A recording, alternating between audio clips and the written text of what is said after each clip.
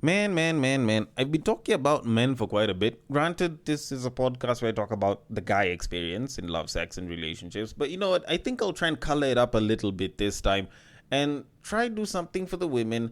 But in as much as I am going to do something for the women, I'll try and see if I can get something that's a little bit less gender focused. All right. But all in all, this episode is going to revolve around a bit of sex, but quite a bit of men, but also some things that go beyond both genders. And all of that is going to come in due time. But before I can get into any of that, I want to start things off with a little bit of a, I don't want to call it a weird story, but it's not something that you hear happening every single day. Now, the thing that I'm talking about is a wedding, but it's not the type of wedding that most of y'all would probably think of. Yes, it is involving a man and a woman, but it's actually involving twins. Now, the conjoined twin known as Abby Hensel is now married to an army veteran, and this happened right at the end of March, which is particularly interesting because considering that she's a conjoined twin, she does share a body with her twin sister, which is very interesting. And at this point, I'd be wondering if the man is all about teamwork, because clearly when he got married, he must have been thinking two heads are better than one. The royal penis is clean, Your Highness.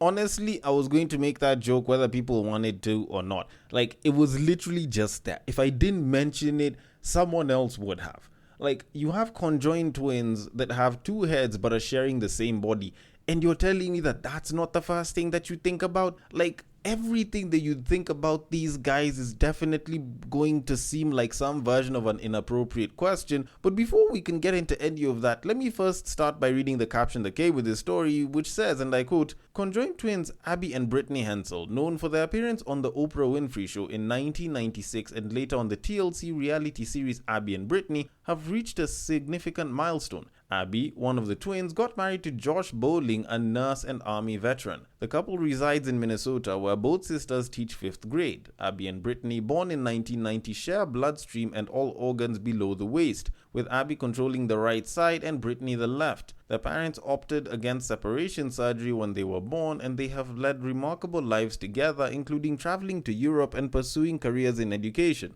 Despite their unique circumstances, they continue to embrace life's joys and possibilities." End quote.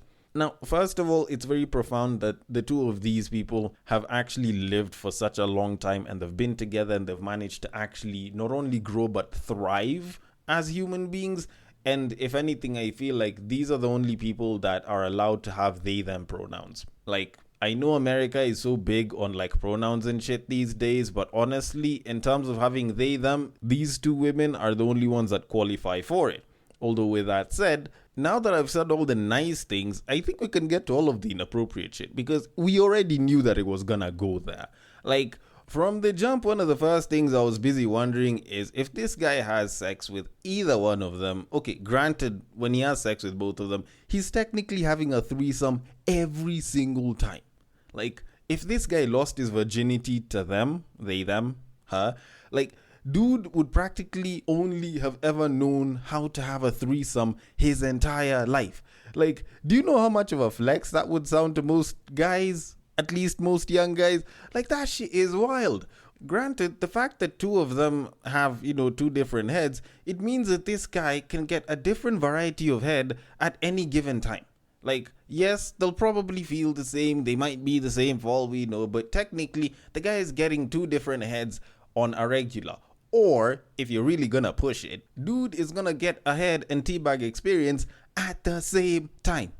Like, that shit is wild though. And the guy doesn't even have to ask for it. It'll probably be given to him from the jump. But anyways, all of these inappropriate thoughts and feelings aside, I honestly wish them all the best. And frankly, his version of the guy experience is probably going to be different from all of us. Although with that said, I should be talking about the guy experience after I do the intro, which I should have probably started by saying, welcome to the Breaktime Podcast, where I talk about love, sex, and relationships from a guy's perspective, as well as a bunch of other guy shit. The man on the mic is a man who is now questioning his bedroom math. Because I don't know, with this guy, is it going to be 696 or 669 or 699? Like, it's very confusing right about now.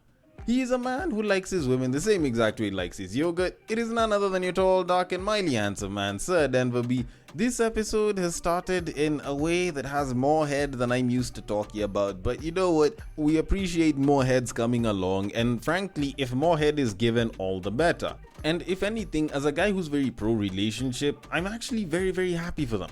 And if anything, I feel like this guy isn't going to have too big of an issue. Because considering that the guy is white and the babes are white, it's not like he's expecting them to twerk. Because that's when there'd probably be an issue, because considering that one babe controls one side of the body and the other one has control over the other side, if you can only see one ass twerk the entire time, that's probably a little bit annoying, although at the same time it might seem a little bit hot. But still, for the most part, I feel like dude is happy, and if the women are happy, or at least one of the women is happy, then all in all, it's all the best for them. But with that said, a massive thank you to each and every one of you that have chosen to listen to the podcast and to this episode. I hope you listen all the way till the end. Maybe you'll pick up something or you'll get entertained. Because, I have a couple of things that I'd want to talk about, and most of them are on Twitter, because this is a Friday episode and I usually like to dive into Twitter and pick apart the different opinions and thought processes that people have so that we can learn a little bit here and there about life and, relationships and shit. And if any of that fails, at least we can get entertained by some of the very interesting thought processes that people have. And because it is from Twitter, then you can contribute, and I usually like taking the tweets that you send. And the way to do it is particularly simple, almost sounds like a song, and it goes like this. You see that tweet, you like that tweet, you want us to discuss that tweet, you send that tweet. You send it to the DMs of @BagakaTheD, which happens to be my personal X handle, and I will take it from there and handle it accordingly. On Facebook and on IG, if it happens to be a screenshot or a screen grab, then the place to send it to is @TheBreaktime_Podcast on Facebook or @TheBreaktime_Podcast on IG, and I will take it from there and I will handle it accordingly. And if you're unable to remember the links to all of my social media, I usually have them in the description, so yay. But anyways, all that said and done, I have a couple of tweets that I need to get into, but before I can do any of that, I want us to discuss something for a little bit.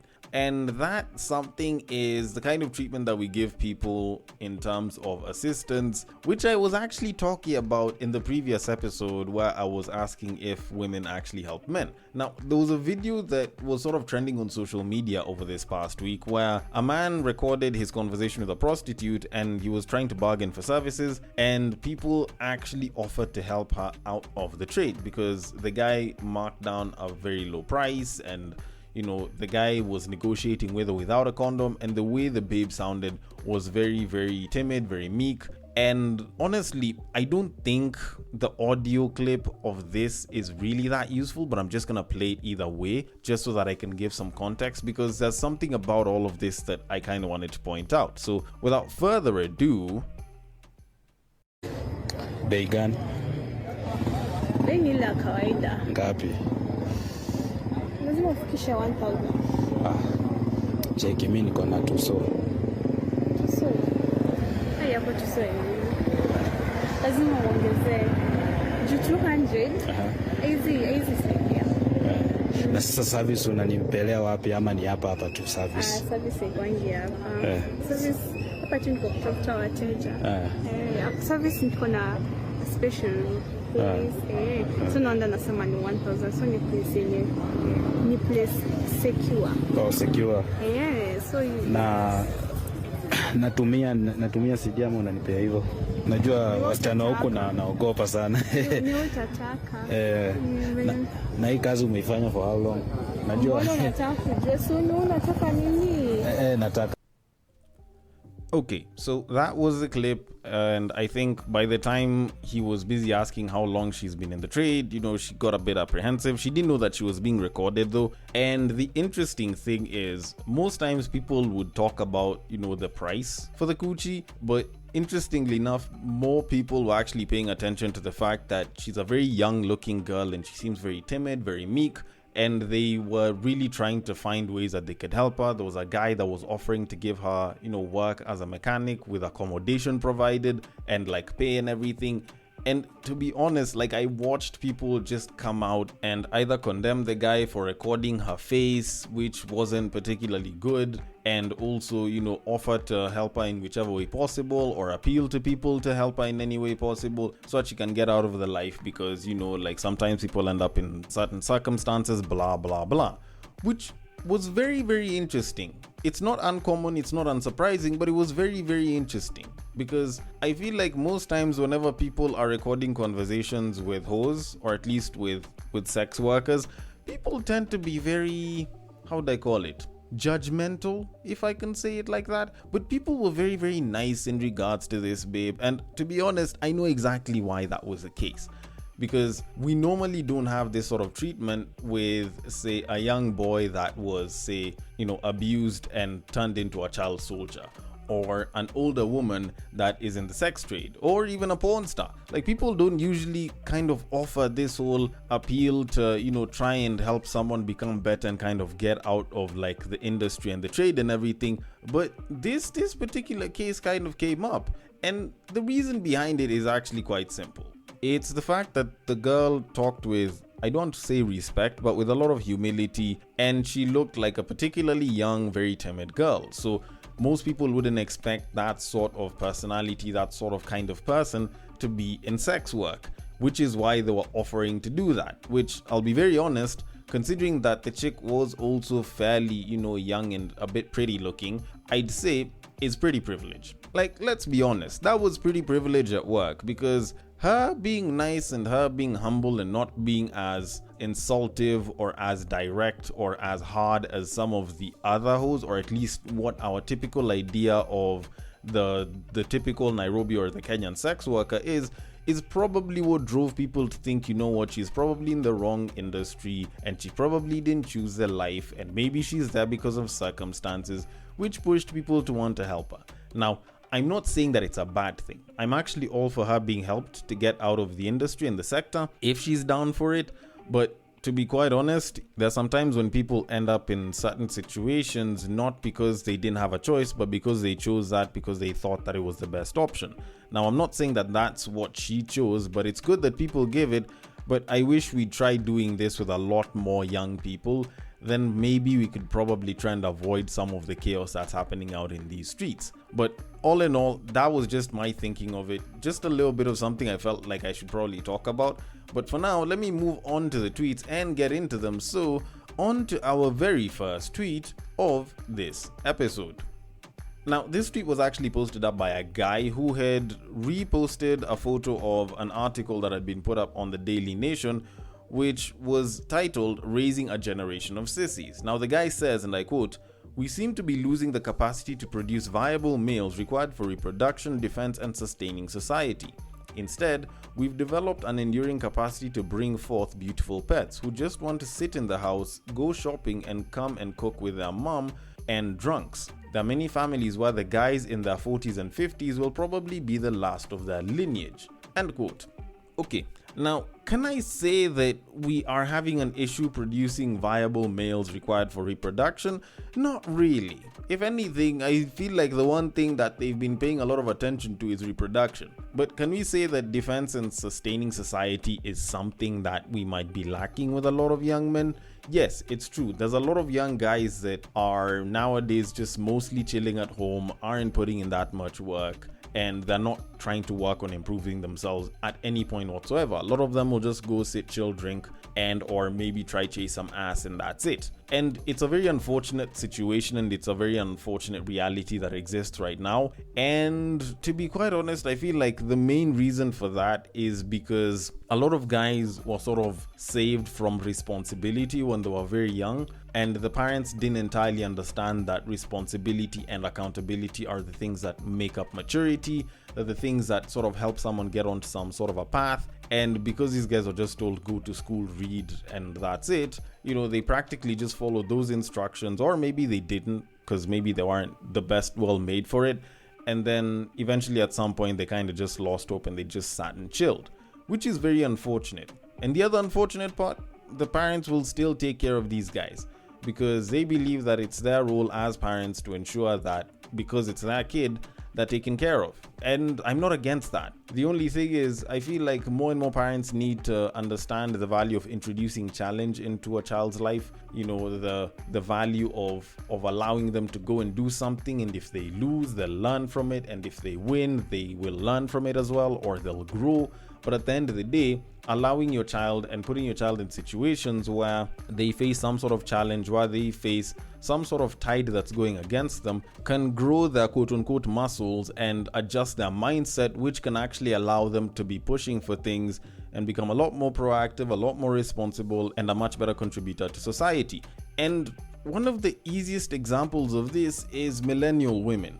Like, yes, people are going to talk about empowerment and how the women has become a little bit more masculinized and shit like that. But if anything, a lot of these women were told that, you know, you're going into a field where there's not a lot of men, or you're going into the world and you're going to be dealing with a lot of men. You need to make sure you arm yourself, and you need to make sure you protect yourself from things like an abusive husband and shit like that, and so many other things. And you actually look at the reality, and a lot of these women have built themselves a bunch of wealth. A lot of these women have built themselves a bunch of accolades. A lot of these women have built themselves such a good, upstanding reputation and put themselves in very, very good positions where they can effect change and assist, you know, other women as well as other people that are around them. So, if anything, their feeling of being marginalized or that the world is against them has sort of reinforced them and created some sort of toughness within them that has allowed them to be of a net positive impact to society.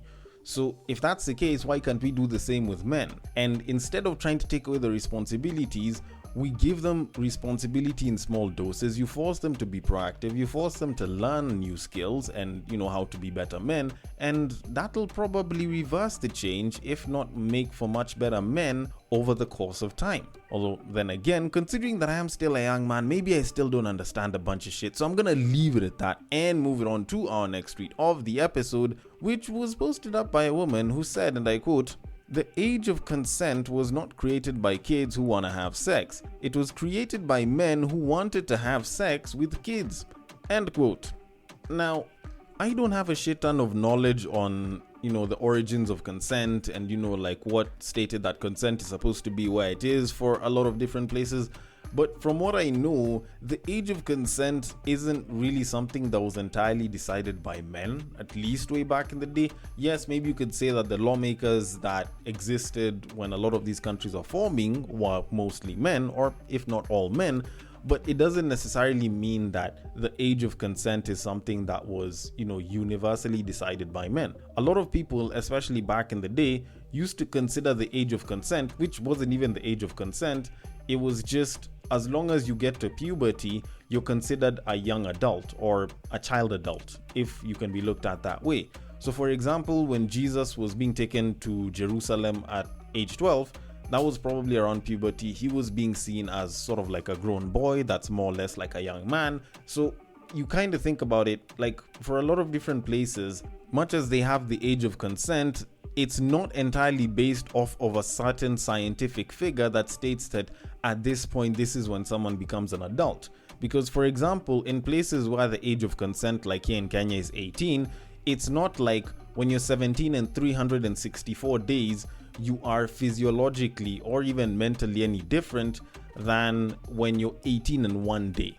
Like, there's usually no real change. It's just that's the point at which where legally you now have the capability to take responsibility as an individual. Your parents can't legally take responsibility for whatever mistakes or bad actions that you do out here, and you're allowed to drive, you're allowed to get married, and you're allowed to drink. So like all of those things sort of come with the allowance of like being 18 years old. But the thing is, that age isn't like mandatory for everywhere. Like different places around the world have different ages of consent. So you go to a place like Brazil or Estonia where the age of consent is like 14, and a 15-year-old girl can choose to get married to a grown man, and you know, legally it's not really going to be that big of an issue. Then, you know, you go to a place like maybe Germany where probably I think 17 is allowed for you to have relationships with an adult, and an 18-year-old or even a 17-year-old will be very okay going to date a 20-something-year-old or even a 30-something-year-old because legally they are allowed. Then you look at other places like Japan, which I think adjusted their age of consent from, I think, 13 to 16. Like, for them, they made that decision themselves. It's not like the world has a certain universal standard. It's just that there's a lot of places in the world that seem to agree that 18 seems like a particularly good age. It's also around about the same time that most people will be finishing from high school, so they can start doing more adult duties, they can get a job and shit like that. So the whole age of consent thing being decided by men, whether or not it was decided by men, at the end of the day, it's physiologically ambiguous, because the point at which someone matures physically as well as mentally is always going to differ from person to person. But as long as the law exists there, then at least we have a legal line for where the age of consent is.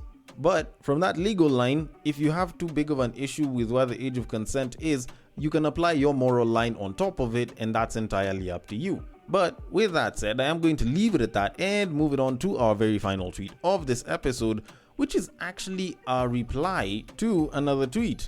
Now, the original tweet itself had said, and I quote, "Eulogy with no male figures to credit. This dude was left to learn himself through trial and failure from the very beginning." End quote. To which the reply said, and I quote, "Men can't be men in the absence of men. You know who would solve that problem so easily? Men. Raise your sons, raise your brothers, raise your male friends, hold them accountable." End quote. Now, this reply, if you haven't really figured it out, was actually made by a woman, and if anything, I agree with it wholeheartedly. Yes, men can't be men in the absence of men, and the people who can solve this is the men. When they raise the sons, they look after their brothers and hold them accountable, as well as their male friends, and that is true, and that is fine, and that is dandy, and I am not refuting it. The only thing is, that isn't everything, otherwise I'd have ended the episode here. Actually, it's a little bit more complicated than that. Yes, there's the whole raising your sons, and that one I'm totally for. It's something that I advocate for, like men always coming together and trying to teach the next generation. It's just that there's a lot of men that aren't particularly good at that because they didn't prepare to be fathers, or at least they weren't ready to be fathers, and they also did not choose to be fathers, because the best people to impart that sort of knowledge are not necessarily dads themselves, but father figures. Now, there's a lot of guys that have kids not because they chose to have kids, not because they wanted to have kids, but because the babe said, "I'm keeping the baby." So as a result, they were forced into parenthood. And I'll say forced because even though someone wants to say, he had a chance to use a condom and shit, like, it goes beyond that. At the end of the day, he was forced into parenthood, and as a result, if this guy did not prepare to be a father, if he did not plan on being a father, then he can be very absent because he does not know how to be a good father in the first place. Then, on top of that, there's a lot of men whose baby mamas weaponize their sons against the fathers. Like, it's something that you actually see happen. It's something that you hear about happening quite a lot. And as such, even if you wanted to be a good father or even father figure to the kid, you find that you do not have the opportunity because you're pretty much starting from a point of hate. And it's like, first you need to try and turn that around, then impart some knowledge, of which even just starting from the point of hate or just dislike, it's practically such a massive uphill battle that is almost impossible for most people to turn around. So if anything, it just becomes an issue because now this guy can't be able to reach out to the kid, or maybe, the woman decided to keep him away from the kids. Maybe she doesn't want him to interact with the kids or something of the sort. So it's not as easy when someone says raise your sons. Sometimes the baby mama or just the situation itself makes it hard for the man to actually raise the sons well. Then the whole holding your brothers and your friends accountable, that one is a lot more plausible. I feel like this one is a lot easier to do. I feel like this one is very possible. Granted, unfortunately, we are living in a time where relationships and friendships are a lot more transactional. So there's a lot fewer people that are willing to stick it out all the way till the end. So all of a sudden, if you hear that, your fellow bro or your fellow homie isn't doing something very well, and it's something that will affect them from a reputational standpoint, instead of trying to correct the guy, instead of trying to hold the guy accountable and sticking with the guy, all of a sudden you're just finding a guy is just being shunned and like being ostracized by people. So people just get up and they just sort of leave this guy hanging, And if the guy is shameless enough, he'll just go and look for another friend group. So have we really helped the guy or not? Then on top of that, it also depends on the issue. Yes, granted, there's the whole holding people accountable, but how people hold each other accountable is also very important, because there's a lot of people that are afraid of confrontation, that don't do well with confrontation. So confrontation isn't something that's very easy to tackle with them. Sometimes people don't want to admit that they were wrong. They just want to admit that, maybe it was just a single mistake that's a fuck up. Yet it might be something that's worse than that. And sometimes people are trying not to push someone away, so they'd much rather try and talk the guy down because they think that's how it's going to work, yet this person isn't going to change. Like, granted, at the end of the day, all of these sound like excuses. And, maybe to a certain degree they are. But the reality of it is, trying to help men become better men is not as easy today as it probably would have been years ago. I feel like more people nowadays are a lot more apprehensive and hesitant to correction. And as such, nowadays you try and you help someone up until a point, and if you're not able to take it past a certain point, you just leave and you let them sort of try and figure their way out. Although then again, maybe I am the one that's treating these friendships as transactional. Maybe I'm the one that's looking at this all wrong. Maybe I'm wrong about this part as well as all of the other tweets and everything else. Either way, I want your thoughts on it. The DMs are open. On X, it is at @BagakaTheD. On Facebook, it is at The Break Time Podcast. And on IG, it is at The Break Time _podcast. Thank you so much for listening all the way till the end, and I will catch you guys on the next break. But what I believe is that if you put a pastor and a prostitute in one room, one is likely to convert the other.